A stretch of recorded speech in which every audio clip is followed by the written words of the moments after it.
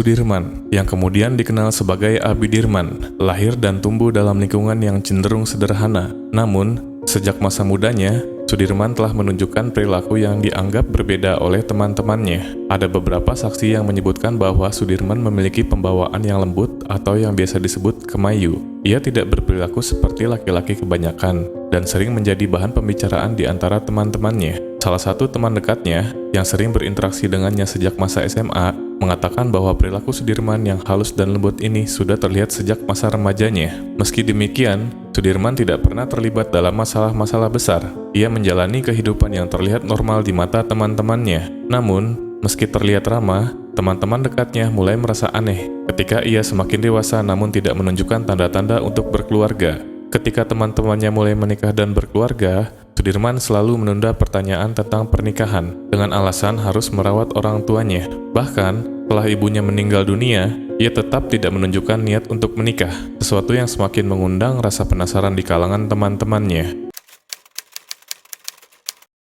Pada awal tahun 2006, Sudirman memulai proyek yang kemudian dikenal sebagai Panti Asuhan Darussalam An-Nur. Panti ini awalnya tidak memiliki fasilitas yang mewah. Menurut salah satu sahabat lamanya, pada masa awal pendirian, bangunan panti masih berupa gubuk sederhana yang tidak jauh dari rumah orang tua Sudirman, dan hanya sedikit anak yatim yang diasuh dari sana. Panti ini tumbuh dari dukungan teman-temannya dan donatur yang terketuk hatinya oleh narasi yang disampaikan oleh Sudirman. Salah satu temannya, yang juga seorang donatur besar, menceritakan bahwa Sudirman selalu menggunakan pendekatan agama dan filantropi dalam menarik simpati orang-orang di sekitarnya. Ia selalu menggambarkan panti asuhannya sebagai tempat yang membutuhkan banyak bantuan untuk merawat anak-anak yatim piatu yang terlantar. Banyak orang yang tertarik untuk membantu, dan sumbangan mulai mengalir secara teratur. Temannya itu bahkan mengungkapkan bahwa banyak donatur menyumbang hingga ratusan juta rupiah, baik dalam bentuk uang maupun barang seperti mobil dan kebutuhan operasional sehari-hari panti. Dengan keterampilan komunikasinya yang baik, Sudirman berhasil membangun jaringan donatur yang solid. Banyak dari mereka adalah teman lamanya yang mempercayainya karena citra religius dan dedikasinya untuk membantu anak-anak. Salah satu temannya menyebutkan bahwa Sudirman seringkali mengundang donatur untuk melihat langsung aktivitas di panti,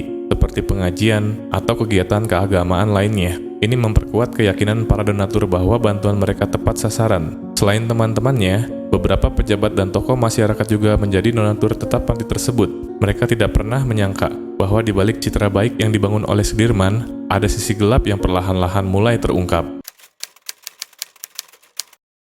Seiring berjalannya waktu, jumlah anak yatim di panti semakin banyak. Namun, di balik dinding panti, terjadi sesuatu yang tidak diketahui oleh para donatur dan masyarakat. Sudirman menggunakan status dan posisinya untuk mendekati anak-anak asuh yang ada di panti. Anak-anak yang paling good looking baginya seringkali diberi perhatian lebih, mulai dari hadiah-hadiah kecil hingga janji akan masa depan yang lebih baik. Sudirman juga dikenal memberikan iming-iming kepada anak-anak bahwa mereka akan mendapatkan pekerjaan dan kehidupan yang layak setelah keluar dari panti.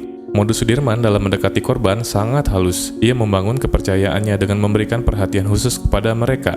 Anak-anak yang dirayu kemudian dijadikan favorit di panti, dan mereka sering kali diberikan tugas-tugas yang lebih ringan. Pada akhirnya, anak-anak ini menjadi korban dari yang dilakukan oleh Sudirman, yang menggunakan kekuasaannya untuk menekan mereka agar tidak melapor. Selain Sudirman, dua pengasuh lain di panti yang bernama Yusuf Bakhtiar dan Yandi Supriyadi juga terlibat dalam kejahatan ini. Yusuf dan Yandi sendiri merupakan korban Sudirman sejak mereka masih kecil dan tinggal di panti tersebut. Namun, setelah mereka dewasa, mereka terjebak dalam lingkaran yang sama dan akhirnya ikut menjadi pelaku. Modus ini berjalan selama bertahun-tahun, dengan Sudirman membangun lingkungan tertutup di mana anak-anak merasa terisolasi dan tidak tahu kemana harus melapor. Bahkan, beberapa anak yang sudah lama tinggal di panti merasa terlalu takut untuk melawan atau melaporkan apa yang terjadi kepada pihak luar. Mereka merasa terjebak dalam situasi yang sangat rumit, di mana orang yang seharusnya melindungi mereka justru menjadi pelaku. Setelah bertahun-tahun dalam keadaan tertekan dan merasa terjebak, akhirnya salah satu anak di panti asuhan memutuskan untuk melaporkan yang terjadi. Anak tersebut, yang telah mengalami selama beberapa tahun, memberanikan diri untuk melaporkan kasus ini melalui media sosial dengan menggunakan akun anonim. Ia mulai menceritakan yang dialaminya di panti asuhan Darussalam An-Nur. Laporan ini menarik perhatian publik, terutama setelah beberapa aktivis perlindungan anak mulai menyebarkan cerita tersebut. Informasi tentang di panti asuhan ini menyebar luas dan akhirnya sampai ke pihak kepolisian. Polisi segera menindaklanjuti laporan tersebut dan melakukan penyelidikan lebih lanjut. Mereka memanggil beberapa saksi, termasuk para korban, untuk memberikan keterangan. Selama penyelidikan, polisi menemukan bukti yang cukup untuk menetapkan Sudirman sebagai tersangka utama dalam kasus ini. Para korban mulai mengungkapkan bahwa mereka telah mengalami sejak usia belia, dan bahwa Sudirman menggunakan posisinya sebagai pemimpin panti untuk memaksa mereka melakukan hal-hal yang tidak pantas. Penyelidikan ini juga mengungkap bahwa dua pengasuh lainnya, yang bernama Yusuf Bakhtiar dan Yandi Supriyadi, turut terlibat dalam kejahatan tersebut. Kasus ini semakin terkuak ketika salah satu orang tua korban mengetahui situasi tersebut dan melaporkannya kepada pihak berwajib. Seorang paman korban yang mengetahui bahwa keponakannya telah mengalami di panti, segera memberikan laporan kepada pihak berwenang. Ini memicu penyelidikan yang lebih dalam, dan akhirnya mengarah pada penangkapan Sudirman.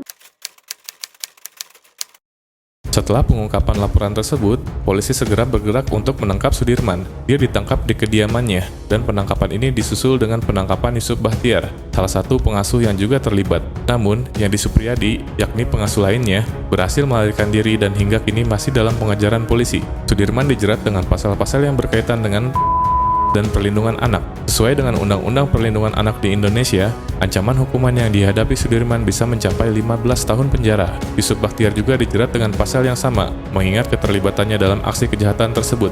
Masyarakat luas yang sebelumnya mempercayai citra baik panti asuhan ini, sangat marah dan kecewa dengan terungkapnya kejahatan tersebut. Banyak donatur yang selama ini mendukung panti asuhan mereka merasa ditipu oleh Sudirman, karena mereka tidak menyangka bahwa panti tersebut sebenarnya menjadi tempat pelanggaran hak-hak anak. Media nasional mulai meliputi kasus ini secara besar-besaran, menampilkan kisah para korban, keluarga korban, dan berbagai pihak yang terlibat dalam upaya mengungkap kasus ini.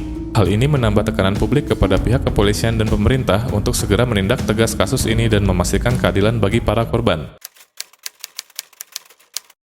Setelah Sudirman ditangkap, panti asuhan Darussalam An-Nur ditutup secara resmi oleh pihak yang berwenang. Pihak Kementerian Sosial atau yang disebut sebagai Kemensos turun tangan untuk memindahkan anak-anak yang masih berada di panti tersebut ke tempat penampungan sementara di bawah pengawasan mereka. Anak-anak ini mendapatkan perawatan psikologis dan dukungan medis yang diperlukan untuk membantu mereka pulih dari trauma yang mereka alami. Reaksi masyarakat terhadap penutupan panti ini sangat kuat. Banyak yang merasa bahwa penutupan panti ini adalah langkah yang tepat, tetapi mereka juga menuntut agar pengawasan terhadap panti-panti asuhan lain di Indonesia diperketat. Kasus ini menjadi sorotan penting dalam upaya meningkatkan standar perlindungan anak di lembaga sosial Indonesia. Para korban yang berhasil melarikan diri dari lingkaran kekerasan ini mulai menjalani proses pemulihan. Mereka ditempatkan di pusat rehabilitasi sosial yang difasilitasi oleh Kementerian Sosial dan lembaga-lembaga perlindungan anak. Proses pemulihan ini diperkirakan akan memakan waktu lama, mengingat trauma mendalam yang dialami oleh anak-anak tersebut. Beberapa keluarga korban turut menyatakan kekecewaan mendalam atas apa yang terjadi di panti asuhan tersebut.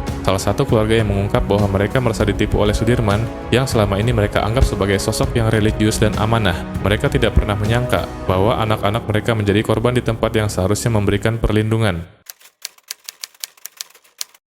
Proses hukum terhadap Sudirman dan Yusuf Bahtiar terus berlanjut. Pengadilan akan menentukan apakah kedua tersangka terbukti bersalah atas tuduhan yang diajukan.